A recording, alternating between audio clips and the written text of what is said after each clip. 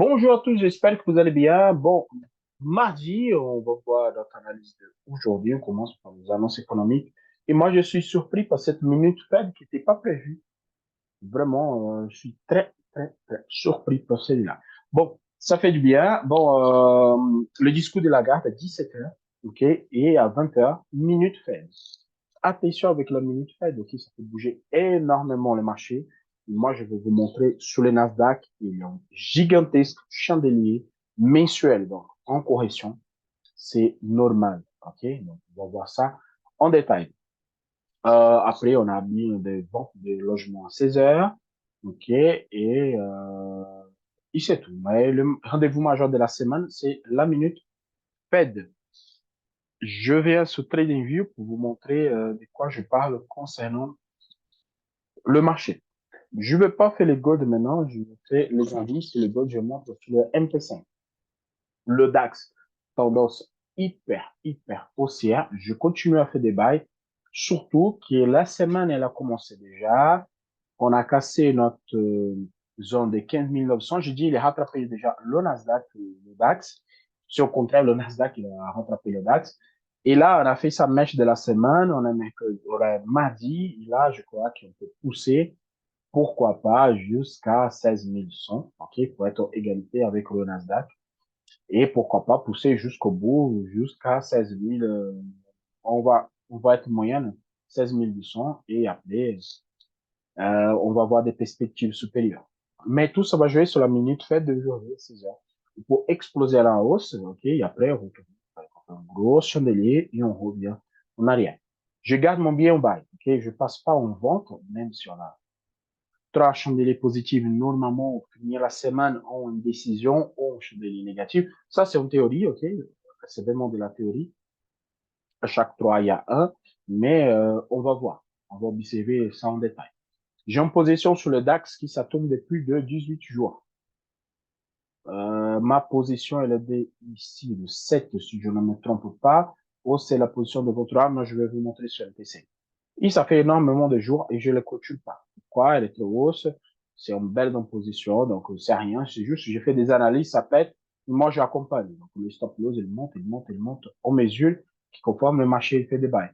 Mon objectif majeur, c'est le comblement de gap. Okay? Le comblement de gap de, euh, août de l'année, août de cette année.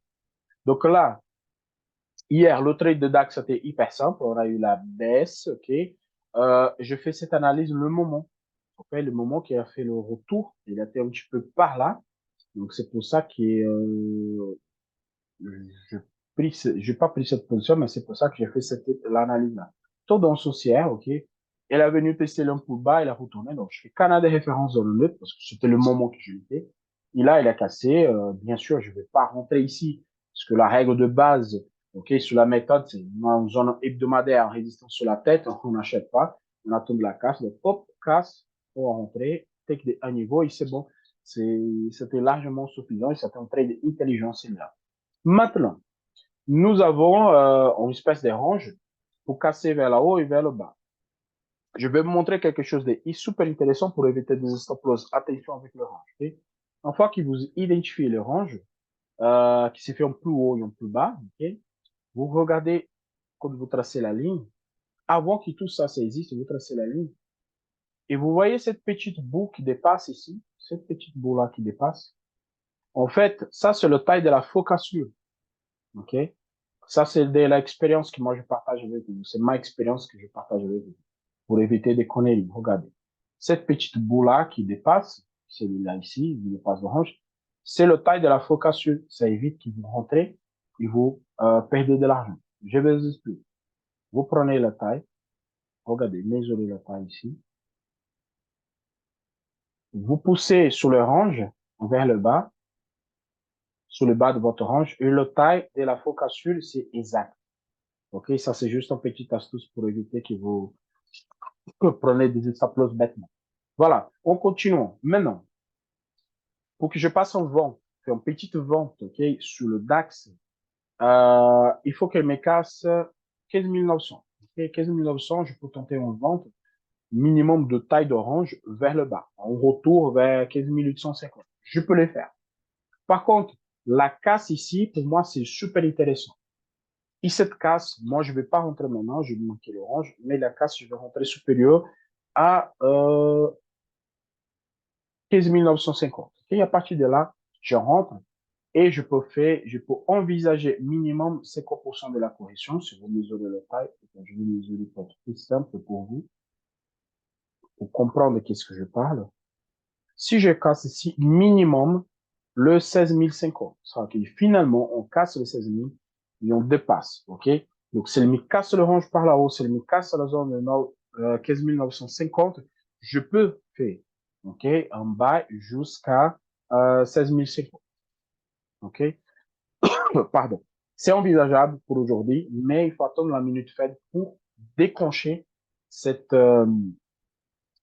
cette pour entrer ou à la hausse ou à la vente.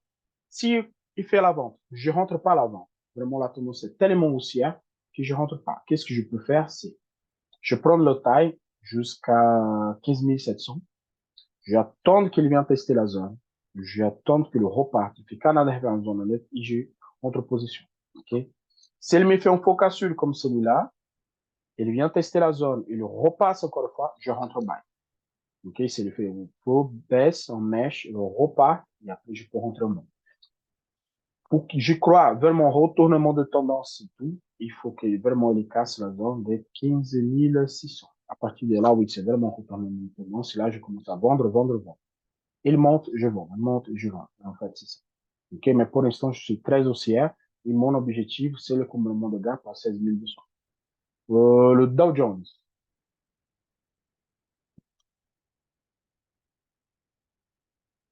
Le Dow Jones, il est arrivé sur le 161 de toute l'expansion daily de Fibonacci. Moi, je vais vous montrer.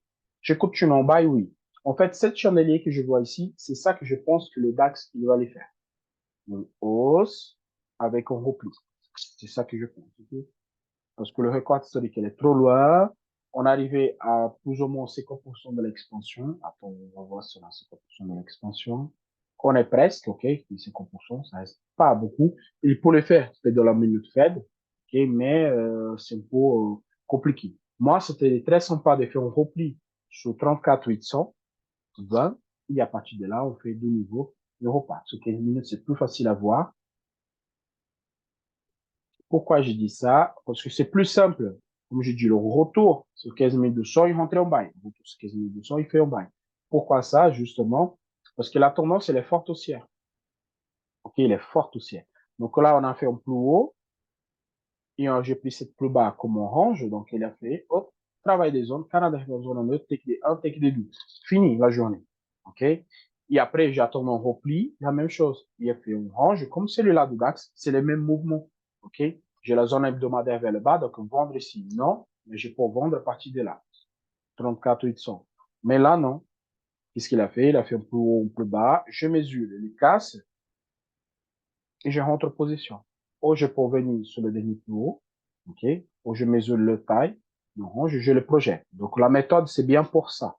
C'est exactement comme ça il faut travailler. Okay? Pour vous passer de take pro, stop loss ou de take profit, donc pour sécuriser le trade, c'est simple, vous prenez la taille, OK? Donc, c'est 50% dès qu'il casse, vous passez en break-even, parce que dès que vous dépassez un quart ou 50% de canal, le marché il revient plus en arrière. Donc là, il casse, break-even, take des à niveau, bon, c'est le dernier pour c'est mathématiquement parfait. Donc ça, c'est bien. Pour aujourd'hui, c'est la même chose. Minute Fed, on a en correction, travail des zones et on recasse. C'est ça, OK? Ou sinon, on va attendre la casse le dernier plus haut. On peut attendre la casse des dernier plus haut et à partir de là, on peut envisager des perspectives. Donc, il faut qu'il casse vraiment le 35 1200, OK, ou 35 250, ceux-là qui sont plus méthodiques. Et à partir de là, on fait des bails. Les ventes sont pas dangereux, donc le temps on remplit et pour rentrer en position. Le Nasdaq, le principal. Le Nasdaq, je ne vais même pas sur l'hebdomadaire, je vais sur le mensuel. Je vais vous montrer. OK? Pourquoi? Nous sommes au 21 novembre. Et sur le 21 novembre, regardez le taille de cette chandelier. Si vous regardez Les autres chandeliers de Nasdaq, ça fait un bon moment qu'on n'a pas un chandelier comme ceci. Et moi, je peux vous dire que dans les derniers 4 ans, celui-là, c'est le plus grand chandelier mensuel que moi je veux. On buy. OK? Donc, on peut avoir un super, super repli. Ou on peut avoir un chandelier de cette taille-là vers là-haut. Tant qu'il monte, j'achète. OK? Par contre, j'ai enlevé un petit peu le pied. Vraiment, le pied, il est complètement enlevé. Pourquoi? Le rallye Noël, je peux dire qu'on a commencé le rallye Noël. Je ne sais pas. Parce qu'on est 21, on reste encore quelques jours pour clôturer le mois. On ne sait pas si on va casser la résistance à niveau de 15 700, donc 15 800 pour ceux-là qui aiment bien travailler au chiffre rond. Je ne peux pas vous dire, parce que ça reste quelques jours pour se replier et revenir en arrière. Par contre, si le casse cette résistance, pour le mois prochain, c'est simple, on teste 15 800 et après, bon, on peut envisager même des records historiques pour décembre.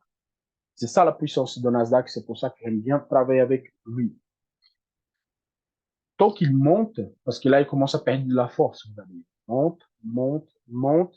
Ah, là, ça bug un petit peu. Donc, c'est pour ça. Tant qu'il monte, je continue à faire des achats.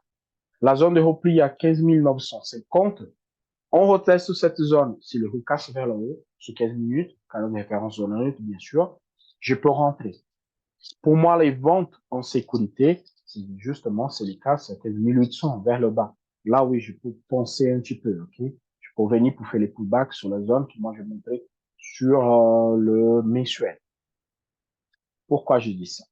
Parce que sous 15 minutes, regardez. Ça, c'est notre trade. J'ai utilisé comme base le trade de la semaine, le trade de mardi dernier. Okay? On a eu la casse, on a fait un take des deux niveaux ici. Il a retravaillé la zone. Ce que je dis, la focassure, la petite focassure, en fait, c'est ça. On était ici. OK? On était là. Et cette petite mesure, je projetais vers le bas pour mettre notre stop loss. C'est pour ça qu'on n'a pas pris le stop loss sous cette position. OK? On n'a pas pris le stop loss sous cette position. Parce que quand il a cassé, nous, on a rentré ici. Ici ou ici, si je ne me trompe pas. Et à partir de là, j'ai mesuré le taille, j'ai mis vers le bas, notre stop loss, elle était là. Et ça fait un take de un niveau. Donc là, elle était positive, négative, positive, négative. Il y a des gens qui ont m'appelé, ils ont insulté, m'ont envoyé des messages. Mais c'est pas grave, je confie là sur la méthode. Je confie énormément sur la méthode. Et là, elle est passée en positive. Clôture de vendredi en positive. Ouverture des marchés, bon, à zéro. Et là, bon, c'est parti. OK? Donc, moi, je fais confiance à la méthode. Ici, j'ai un signal de vente donné. Carrément, signal de vente donné, regardez.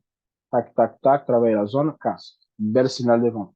Tu rentres? Non, je rentre pas. Moi, j'attends qu'il revienne sur 15 950. J'attends la minute Fed vers 16 heures, ou 20 heures, pardon, à cette heure-là. Hop, à 20 heures. Ici, je sais devant le marché. Si la minute Fed, il y a à 15 950, OK, pendant la minute Fed, je vais attendre qu'il travaille la zone, et là, je rentre en bail. Il n'y a que des bails, il n'y a pas de vente. Honnêtement, il n'y a pas de vente sur le Nasdaq. Pour que je rentre en vente en sécurité, il faut qu'elle dépasse la barrière des 15 650. Là, je peux forcer des ventes. Là, oui. Parce que là, ça recule toute la tendance qui a monté. Et là, il vient vers moi encore une fois sur 15 000. Tant qu'elle est supérieure à 15 650, il n'y a que des bails, il n'y a pas de vente. De ma part, bien sûr. Pour ceux qui risquent de trade comme ceci, pas de problème. Il n'y a aucun problème, c'est à vous. OK? Et voilà. C'est tout pour le Nasdaq. On va attendre en minute Fed. Et ne rentrez pas. Si vous avez fait le trade déjà, si c'était fait, ne rentrez pas en position. Le gold.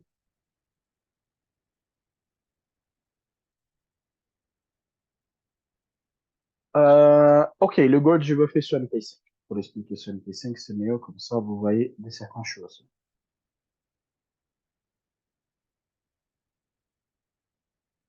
Le gold en weekly, okay, en hebdomadaire. C'est simple.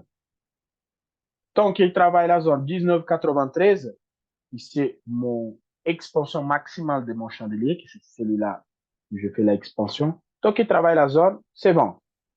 Casse de 19,93, je fais des bails. Refuse de la zone, je fais des ventes. C'est simple. Là, il n'y a pas trop de réflexion à faire à ce niveau-là. 93, retour, vent. OK? Pourquoi? Le réflexe, c'est sur 15 minutes. Vous pouvez voir. C'est la zone majeure, ça fait des excellents trades. Touche sur la zone, retour canal de référence dans le casse. OK, take des 1, take des 2. Super. Même ici, plus bas, il y a un trade contre-tendance ici. C'est magnifique aussi parce que la tendance majeure, c'est une tendance haussière. Regardez. La tendance majeure, c'est une tendance haussière. Ça, c'est juste un pullback pour possiblement partir. On ne sait pas encore. Donc, c'est valable. Le buy et le sell sur les zones. Le sell ici et buy là. C'est largement faisable. OK? Et là, on a fait encore une fois. Sur 93, canal de référence zone en casse, take des 1 niveau. Pour ceux-là qui sont take des 1 niveau, c'est largement faisable. Pour ceux-là qui ne sont pas, ici, vous pouvez rentrer encore. OK? Et là, vous pouvez take des 1. Pourquoi pas un take des 2? C'est possible. C'est largement faisable. Mais comme nous sommes déjà vers le moment que je vous parle, 13h15, laissez le marché. Là, c'est le moment de lever les pieds. Pourquoi? Le marché doit faire des ranges, il va attendre la minute fin. Donc, il va vraiment attendre la minute fin. Donc, attention avec celui-là. Pour ceux-là qui, juste les répondre pour dire que c'est là que je ne trade pas. Vous voyez que les analyses, je ne trade pas. Voilà. Je rentre en position. Là, c'était ma position. Je rentre ici. Ah, c'est bien cette position. Je peux expliquer qu'est-ce qui s'est passé au Nasdaq. Regardez, on a rentré exactement là. Et j'ai pris cette petite boue ici. Je vais multiplier vers le bas pour sortir de la mèche que vous perdez votre stop loss, en fait, que ça prend le stop loss. Et cette mèche, regardez, j'ai rentré, cette partie-là n'existait pas. Donc, je mesurais et tracé. Mon stop loss, elle était là. Donc, ça veut dire que cette focus sur cette mèche, elle ne me trompe jamais. Il a positif, négatif, positif, négatif. Et là, bon, take un niveau. Exactement. Le planning que je fais, c'est ça, c'est cela que j'exécute. Regardez, si la zone ici, c'est la zone majeure, il y a un retournement, qu'est-ce que je fais? Je mets exactement avec une petite différence. Ça, cette petite différence-là, OK? Je ne mets pas sur la ligne jamais, je mets juste avec un petit bout vers là-bas. Comme ça, je sais ici faire une petite mèche et prendre mon trade. Et à partir de là, c'est bon, regardez. Il a pris le trade, je délai négatif, non, moi, je suis sorti déjà de la position. Donc, c'est cette mentalité qu'il faut voir. Il faut laisser un petit bout. Il faut toujours laisser un petit bout pour le marché. Le DAX. Je montre ça parce qu'il y a des gens qui m'ont envoyé le message. Oui, tu prends pas la position. Voilà. Regardez, canal de référence en Amérique, je rentre en position ici, ça fait le 8 novembre. Et à partir de là, mes amis, c'est que des analyses. Buy, buy, buy, et ainsi de suite, et ainsi de suite. Il évolue, ok, le marché va évoluer, mon niveau, c'est là. Sur le comblement de gap, comme je montrais sur TradingView, okay? Là, le take profit, il est là. Dans Maurice, ça reste pas beaucoup. Oui, ça reste pas beaucoup, mais pas arrivé sur le take. Pour moi, on se take, c'est stop. C'est simple. Le trading, c'est ça. On take stop. Si vous n'avez pas la patience pour rentrer en position et attendre que moi, ça fait 12 jours ou 10 jours que, non, plus que ça, qu'il est positionné, bon, vous n'êtes pas fait pour le trading, vous allez faire notre métier parce que ça, c'est pas pour vous. La patience ici, c'est la clé, ok? Vraiment, c'est la clé. Je vous montre sur TradingView. Voilà, 15 minutes.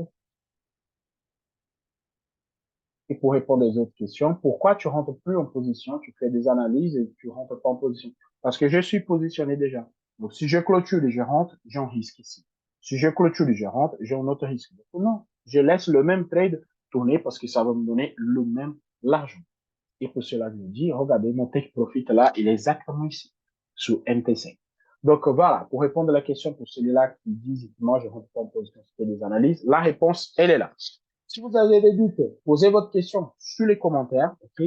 On se voit ce soir, après la minute Fed, pour les aventures de demain, toutes les analyses de demain. On se voit à tout à l'heure.